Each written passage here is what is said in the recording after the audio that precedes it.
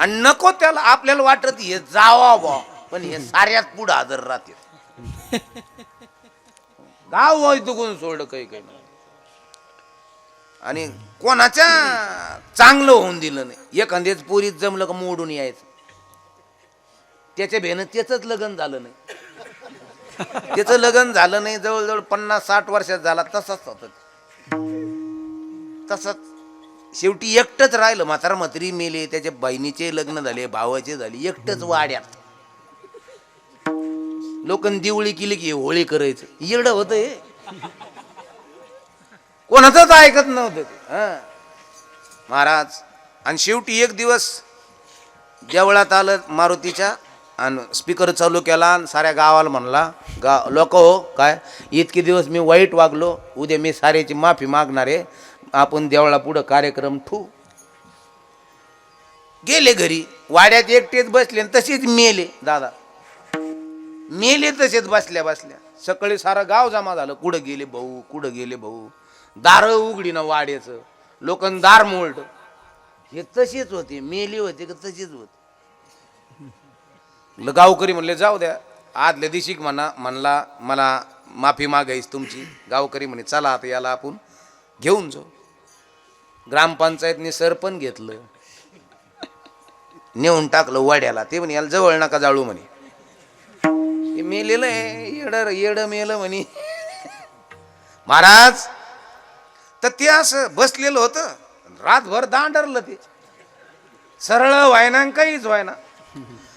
याच्यावर बांधलं ते तिरडीवर. दादा असं झोपलं का पाय वर व्हायचे ते, आणि पाय दाबले का उठून रातभर कडाक झालं ते. लोक म्हणे बाय हे मेलं तरी वायचाक देतो मी ते,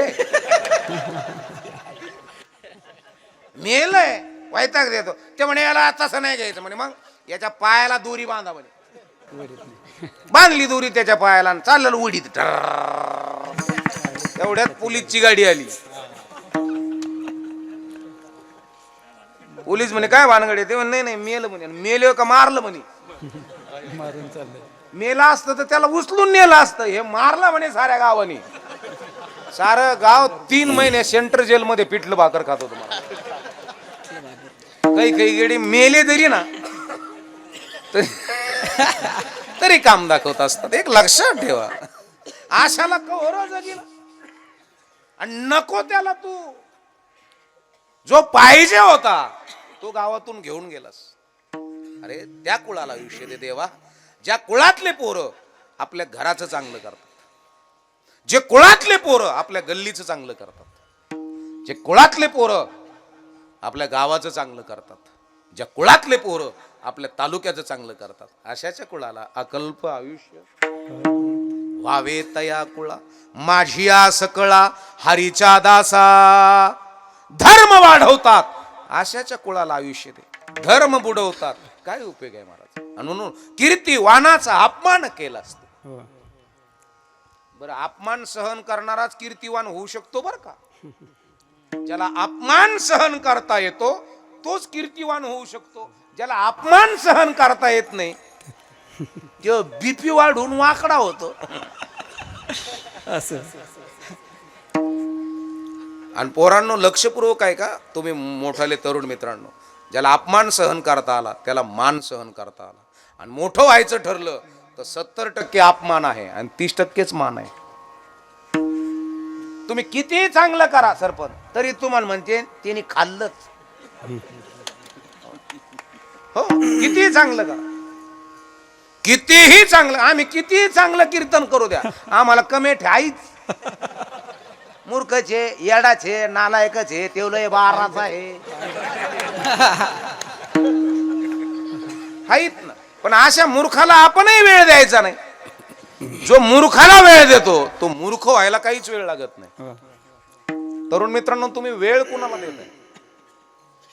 तुम्ही वेळ जर चांगल्याला देत असाल तर तुमचं चांगलं व्हायला काहीच वेळ लागणार नाही. एक लक्षात ठेवा, माऊलीच्या कानाखाली मारली, माऊलीनं त्यांना डोकंही लावलं नाही. फक्त एवढंच म्हणलं काका का मारता? हा ज्ञान्या जर इंद्राणीच्या तीरावर जर दिसला ना तर बुडवून मारा मला, पण आईकडे जाऊ द्या मला. मूर्खाला डोकं लावलं नाही, नाही तर माऊलीमध्ये एवढी ताकद होती, निर्जीव भिंत चालवण्याची ताकद माऊलीत आहे, तर धडाधडा जाळण्याची ताकद सुद्धा माऊलीत होती का नव्हती? पण तरी ज्यांच्याकडे शांतता आहे ते मोठे आहेत. तुकोबारायचं ज्यांनी डोकं फोडलं, मुंबाजी बुवाने, बरोबर आहे गुणशेखर बाबा, मुंबाजी बुवानं तुकोबारायचं डोकं फोडलं, तरी तुकोबाराय संध्याकाळी त्या मुंबाजी बुवाच्या घरी, ओ मुंबाजी बुवा कोण आहे रे? अरे मी आहे. अरे कोण तू? तू क्या? तुम्ही कीर्तनाला नाही ना तर मजाच येत नाही, चला कीर्तनाला. दुपारी तुम्ही माझं डोकं फोडलं म्हणून आला नाहीत का? जाऊ द्या हो, गाव गाडा आहे, चालत राहतो. बघा, डोकं फोडलं तरी आपला माणूस आहे, धर्मातला आहे, चला राव जाऊ द्या. बरं, ज्या हाताने मारलं तो हात दाबून देऊ तुम्हाला? तुकोबारायने हाताला दाबायला सुरुवात केली तर मंबाजी बुवा रडत होता. एक लक्षात ठेवा.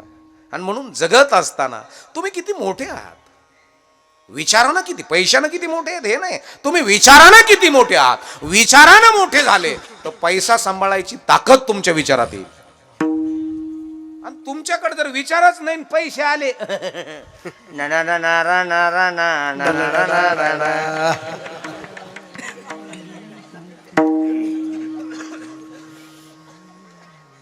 म्हणून हो, प्रॉपर्टी सांभाळायला सुद्धा हे इथलं डोकं लय लागतं, लय लागतं. बरोबर आहे का नाही? प्रॉपर्टी सांभाळायला इथलं डोकं लय लागतं. नाही तर बापाने दिली 70 एकर जमीन, 4-5 येडे लगी त्याचे पैसे गोळा होते. भाऊ अरापा भाऊ उभा राहा, जिल्हा परिषदला उभा राहा, राहणं उभा राहा ना, आपण स्कॉर्पिओ आणू, स्कॉर्पिओ.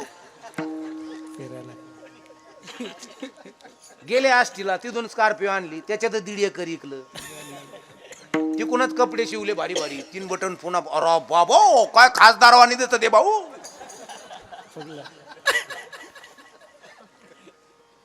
भाऊच 4च वर्षात 50 एकर घातलं. भाऊ येड्या बाबळी खाली झोपल्याला. जे हिंडणारे होते का ते गावाला म्हणते येड होत ते.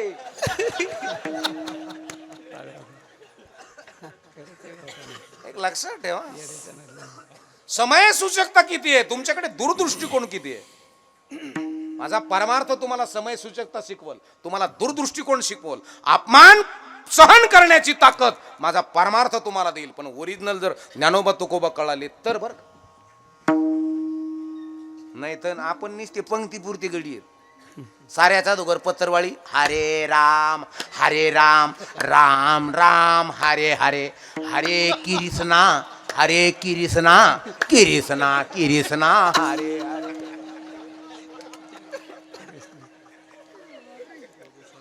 तुकाराम बुवा, लाभ शिनकडी भात आलं, कोणाची पंगत होत नाही तर देऊ नाही. कृष्णा हरे हरे. आणि पुरी भाजी गुलाबजाम आलं, हरे राम राम राम हरे हरे. अरे मला दिन 2 गुलाबजाम. कृष्णा कृष्णा हरे 2 टाक ना, कृष्णा कृष्णा हरे. अरे 2 दे ना.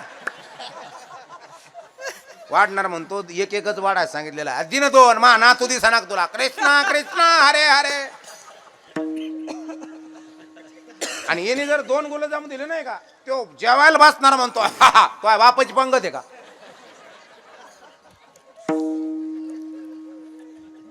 बरं, तिकडं पोहोचून नाही पोहोचू, याला पोहोचलं की याने सुरू केलं, रावणा राज्य गंभीर केले रे. मी म्हणलं का तो गंभीर केलंय आता.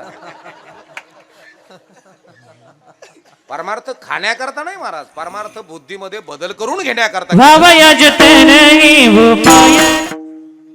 परमार्थ महाधन. परमार्थ म्हणजे विचारानं सक्षम, परमार्थ म्हणजे निर्णय क्षमता स्टँडर्ड, परमार्थ म्हणजे संगत कळणं, परमार्थ म्हणजे पंगत कळणं, परमार्थ म्हणजे विवेक, परमार्थ म्हणजे आहे त्या परिस्थितीला सामोरं कसं जाणं, याचं नाव परमार्थ. न डगमगता न घाबरता जीवन कसं जगावं. किती वादळे आली, संकटे आली, वाकणार नाही हा कणा, पाठीवरती थाप टाकून येत तुम्ही फक्त लढ म्हणा. ही कुसुमाग्रजची कविता होती. दहावी चांगले थाप टाकणारे माणसं आपल्या पाठीमागे असावेत, चांगलं मार्गदर्शन करणारे माणसं जर आपल्या पाठीमागे असतील, आपण सपरात जरी जन्माला आलो ना तर सपराचा बंगला करायची ताकद तुमच्या डोक्यात असेल. नाही तर काही काही बंगल्यात जन्माला आले आणि बंगल्याचं सफर करून बंगले. म्हणून आई, परमार्थ, आहार, शुद्धता, तुझ्या मालकाचे मित्र कोणते आहेत, तुझ्या मुलाचे मित्र कोणते आहेत, याच्यावर तुमचं पुढचं भवितव्य ठरलेलं आहे. याच्यावर तुमच्या घरातला आनंद ठरलेला आहे. तुमच्या मैत्रिणी कोणत्या आहेत याच्यावर तुम्ही मोठे आहात.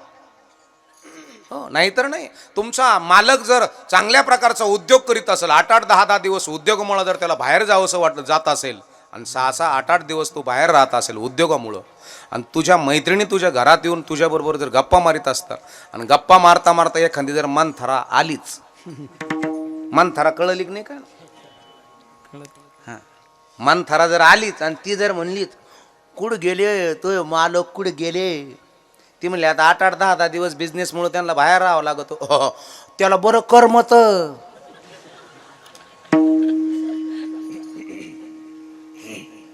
मनथराने राखेल टाकलं की नाही घरात येऊन. पण तुला जर कळलं तर ठीक, आणि जर कळलंच नाही तर नवरा आला तू भांडणार आहेत का नाही.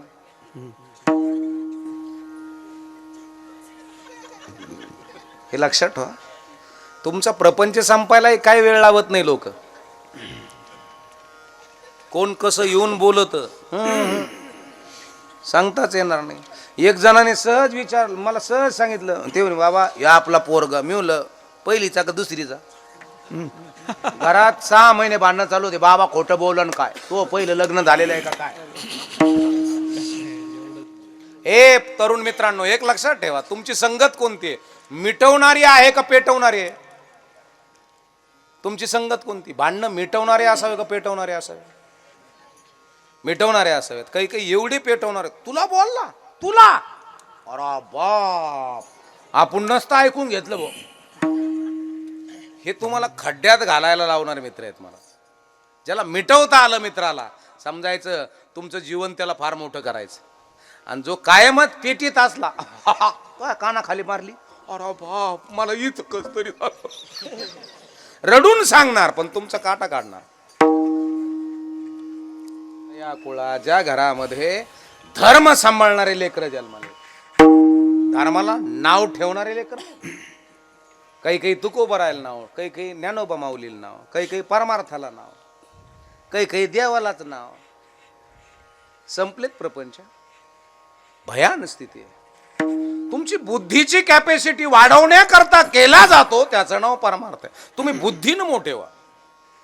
बुद्धीचे वैभव आणणे नाही तुझे, एका केशव राजे सकळ सिद्ध.